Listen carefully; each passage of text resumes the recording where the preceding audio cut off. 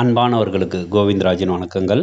Tamil Nadu teachers education university BEd மற்றும் MEd results publish பண்ணுறது பற்றின இன்ஃபர்மேஷன் தான் இந்த வீடியோவில் பார்க்க போகிறோம். வாங்க.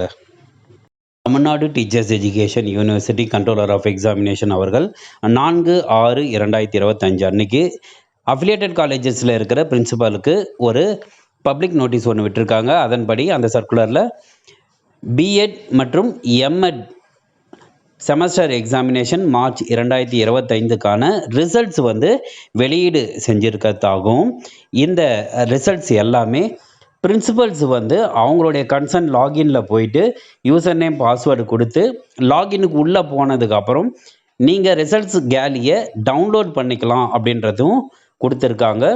ரிசல்ட் கேலி எக்காரணத்தை கொண்டும் ஹார்ட் காப்பியாக காலேஜுக்கு அனுப்ப மாட்டோம் அப்படின்ற டீட்டெயில்ஸும் கொடுத்துருக்காங்க.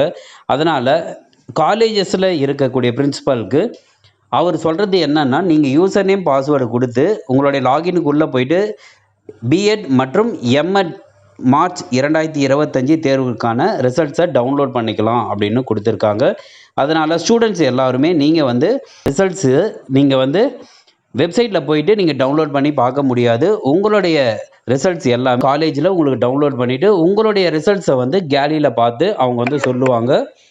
நீங்கள் அதனால் உங்களுடைய ரிசல்ட்ஸை காலேஜில் இருந்து நீங்கள் பெற்றுக்கொள்ளலாம். தனிநபராக நீங்கள் உங்களுடைய ரிசல்ட்ஸை பார்க்க முடியாது.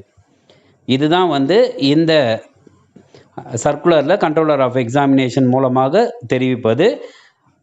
நீங்கள் அனைவரும் இந்த எக்ஸாமினேஷனில் நீங்கள் எல்லோரும் பாஸ் பண்ணியிருப்பீங்கன்ற ஒரு நம்பிக்கையோடும் உங்களுக்கான வாழ்த்துக்களோடும் நான் கூறிக்கொண்டு இந்த பதிவை நான் முடிக்கிறேன். வேறு சில தகவல்களோடு அடுத்த பதிவில் சந்திப்போம்.